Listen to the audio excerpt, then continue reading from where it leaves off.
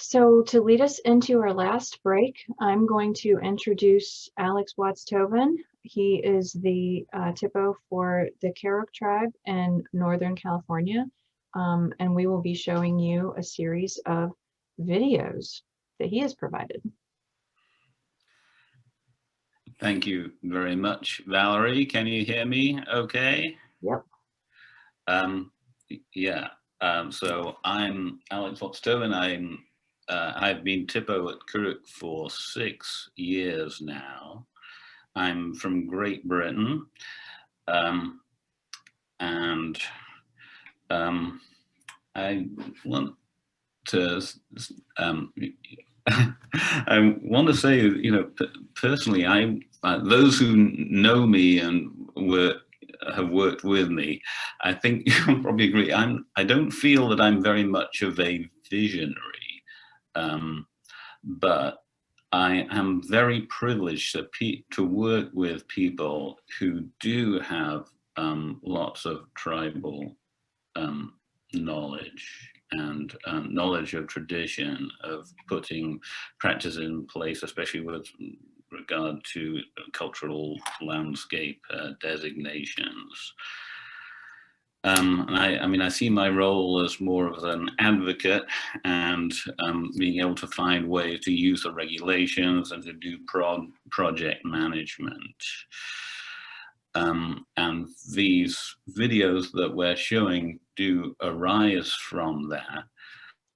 I'm really pleased to see that on the conference we have two of the people who work with me, Annalisa Tripp and Vicky Preston, are on the participant list. So if I leave something out in the intro, I would like you to help with that. We don't have a very heavily built out THPO shop, but we have a group of 4 cultural resource technicians, and Annalisa and Vicky are the 2 senior ones. They've worked for 5.5 years. Karuk territory is just over 1 million acres of land in the north of California, in the middle area of the Klamath River, and I was hired to start the first one of these projects, which was a Soames Bar project back in 2015, 5,500 acres of survey and implementation. And we are now going on to a new project in Ophfield Mountain, which is right by the Karuk center of the world. US Forest Service has actually sort of helped with our staff, and they actually paid for the video work, the first of these videos that we'll show. And it shows the stages of going through a NEPA process. There is initially a basket weavers group, and then the second video is of our cultural resource surveys. The third one, the cultural resource surveys, I should say, are one of the NEPA required surveys to implement a program on this scale. Then there's a forest management project that shows tree marking and checking the mark, and that leads to an implementation, which a manual implementation, thinning by chainsaws, and then a mechanical implementation using logging equipment, and that is to put the landscape back into a condition where we can actually burn it off using prescribed and cultural burning. It actually took us about 2 years to complete these videos. I showed, I think, the forest management one at the last NAPPO in Washington in 2018. It was just hot off the press then. Now we have all 4 of them, and we needed to put in some, we were told by the tribal council to put in some more cultural burning footage in. So that's what we filmed in 2020. Arnie was a real trooper. We pulled her outside, and I personally filmed her doing some pitch stick footage. So that is one of the important elements of both videos. And then November 2020, just a few months ago, Julie Polanco, the California SHPO, invited us to make a contribution to the Climate Heritage Network. She moonlights as a climate change person, and that was to help make a presentation to the Climate Heritage Network at the Past Forward conference. So we've included that video too, and that was actually put together in just a week with Vicky, myself, and our on-site contractor Bruno Serafin, who helped us put everything together. So many thanks to all the collaborators who have put these together. So that's basically my introduction. Arnie or Vicky, if there's anything you want to add to this. And Valerie, I think it would be better if you have it queued up on Vimeo, then it would be better to show it from your computer. I do have it queued up on my computer, but I have found that if I do it from mine, sometimes we only get one frame every 15 seconds. So hopefully it will work better if you do the videos. And I think we're going to be doing the compilation of 4 WKRP videos, which I briefly described. That's right. Thank you. Thank you, Alex.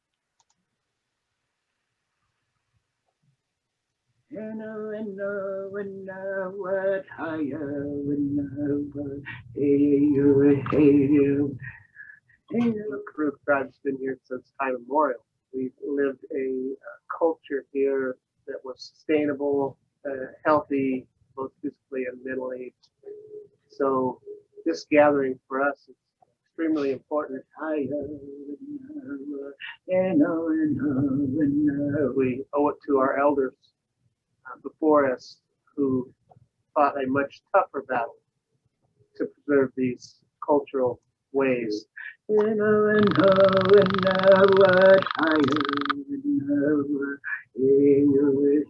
be a basketball, you have to really be a part of what the river and the mountains are doing in order to get your material. So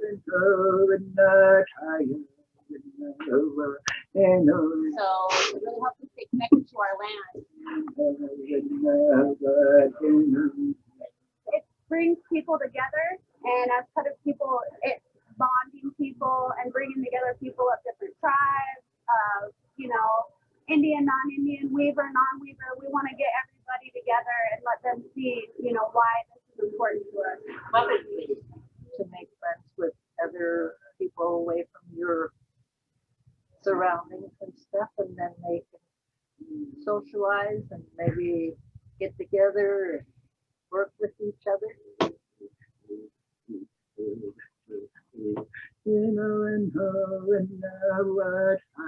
When I come back, I do my best to be involved in stuff like the Bachelor Leaders Gathering and do what I can to kind of catch up in a sense, because I think it's so important. Like I don't know, it breaks my heart to think about the fact that there could be a future where my grandkids or my great grandkids didn't know how to gather sticks, and that I wouldn't be there to leave with them. So I think stuff like this is really important for me, and I know that I want to learn it so I can teach my kids and they can teach their kids. And it is important because we have knowledge that is indigenous and unique to Northern California as Native people. It's our culture. It's just something that we can't lose.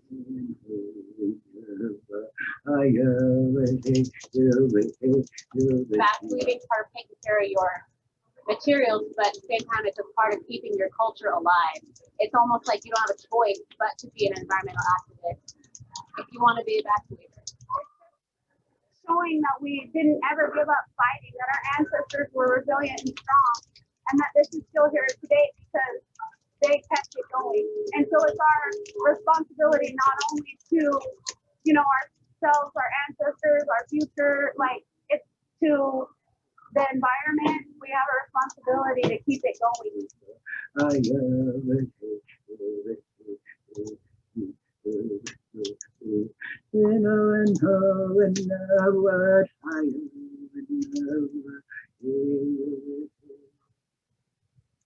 And this is just a really great example of how those partnerships and those working relationships and that trust building can really pay off. And we can't really do it without the tribe. So we're really fortunate that the tribes are willing to work with us. We're doing this project to reignite past ways of managing the landscape that have existed for generations. And these are management methods that have been kind of lost in the last 150 years due to cultural and physical genocide. And we would like to bring that back. The work that we've been doing with the Forest Service has been really kind of groundbreaking and also really inspirational because of the history that we've come from. So what's the specific areas are identified? Good extensive towards both the Service National Forest as well as Klamath National Forest.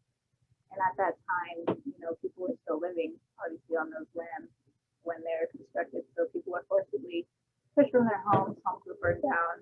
So this is the history that we're kind of from, right? So to be at the place now where we're able to work together collaboratively is just really cool. Coming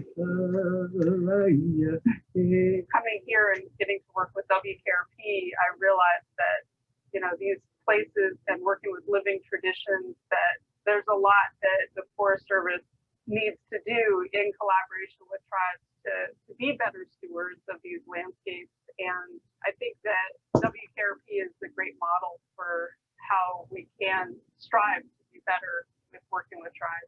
We've been able to integrate, you know, tribal collective knowledge and also kind of move away from traditional archaeology that looks at sites and artifacts and isolates on a landscape that is actually one large cultural landscape. And so we're able to, you know, demonstrate that in a way that hasn't been before.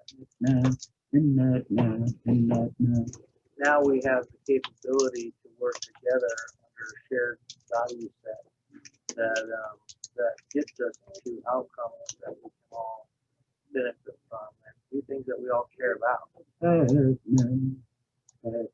THPO acknowledges we do something and we observe the effect and then we make adjustments. It is a practice that is built on generations of knowledge. People of the tribe actually believe that the things on the ground that you find have spirit, and this provides the people today with a connection with that ancestor. The main driving difference with this project, with this collaboration, is the Forest Service stepped back and allowed traditional ecological knowledge to kind of drive the guiding principles of this project. I think I've learned a lot of strategies with approaching, like, what is a cultural resource, and I've learned in school or have done at other jobs. So I'd say it's really, I guess, pushed the boundaries of what I do as an archaeologist in a very positive way. For everybody, realizing that what the place that we're working in now is changing, and it has changed in the last 100 years, and that we were going to have to work together to do that.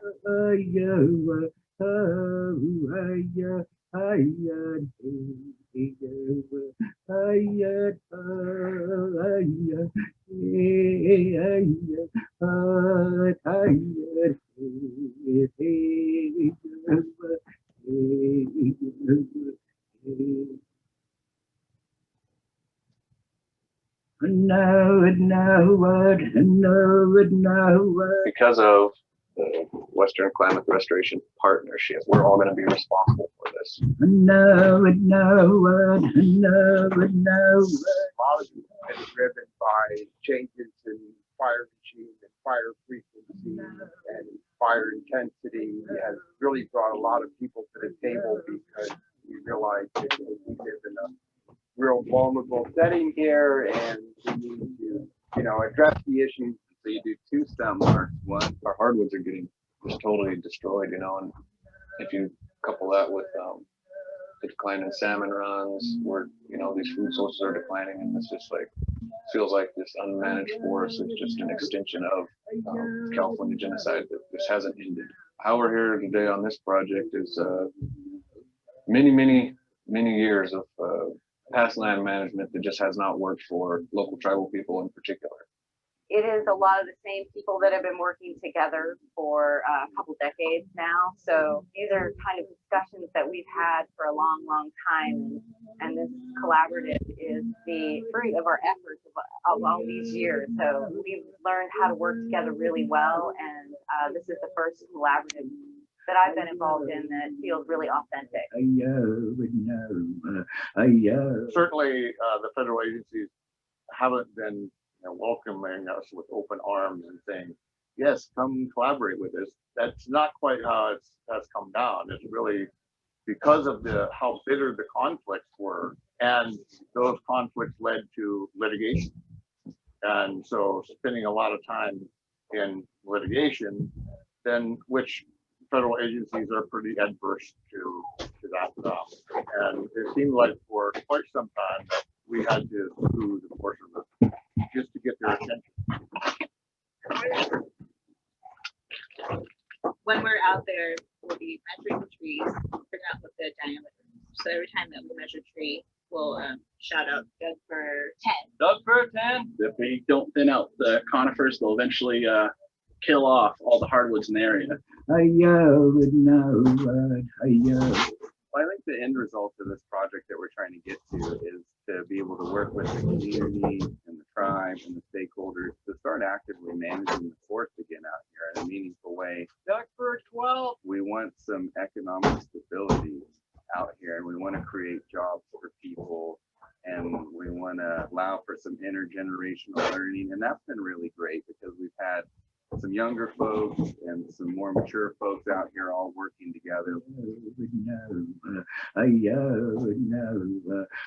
Well, I think everybody has the best interest of this place and the wildlife in mind. I think that's kind of where we all agree and all come together, and that's what's really pushing us forward to making the project as a whole happen. I focus on the present. Is how I reconcile past and future, and you don't forget your past, and but you don't have to always harp on it, and your future, you can't always be thinking about your future and then not do anything today. So we all need to make those sacrifices and really own our responsibilities to the world.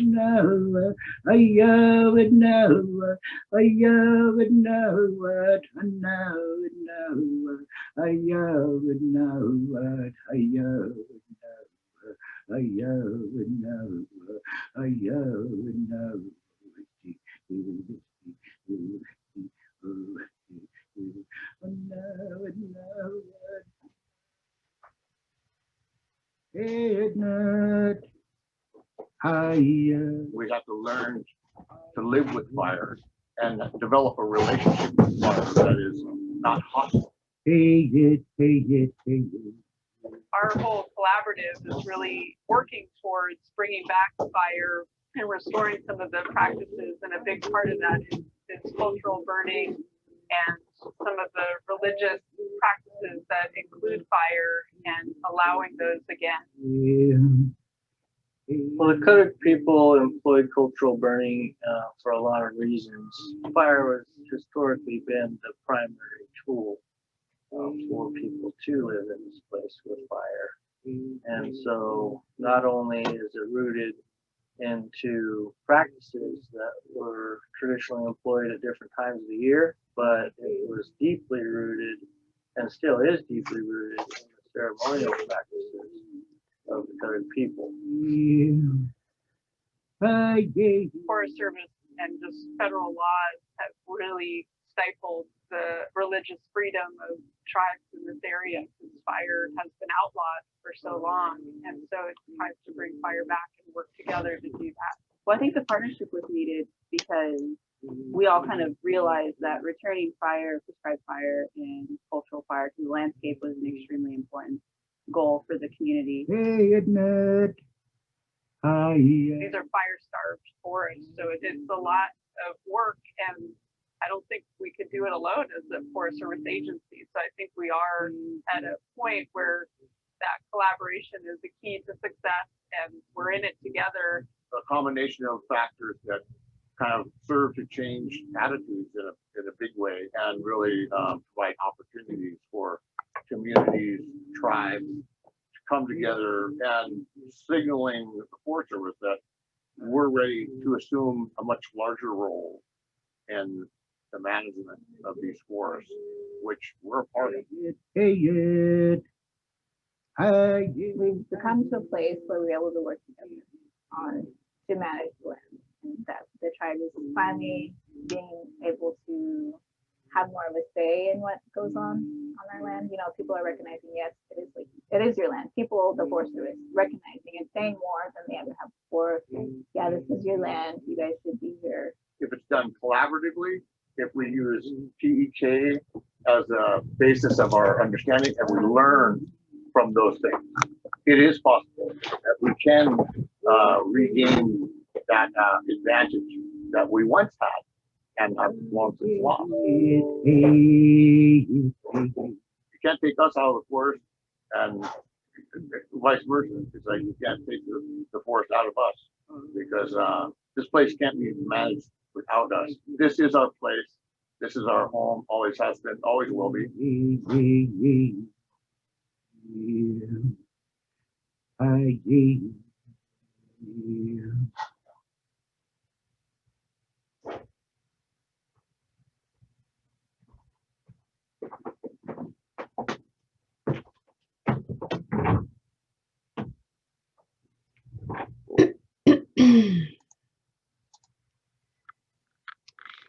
Thank you very much, Alex, for sharing those with us. I have one more on the agenda that I'm going to put the link in the chat box for, because we've gotten a few minutes behind here and I want to bring us back onto the schedule. So as always, the break times we really had some prime time programming for the break times here. So I think I join everyone in thanking you for sharing that with us.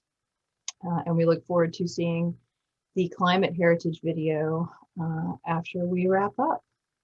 Yes, you're welcome. I'm very pleased to have been asked at fairly short notice to present. Thank you very much. Yeah, thank you.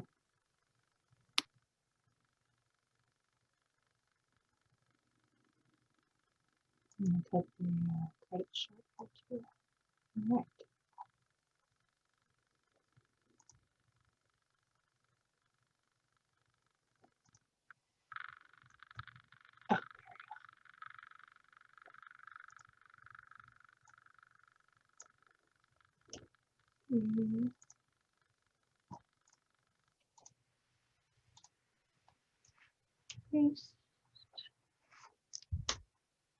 And there you go. I think I can't remember if I put it in the full program or not. I don't think I did. Anyway, there you have it. Link to the climate heritage video.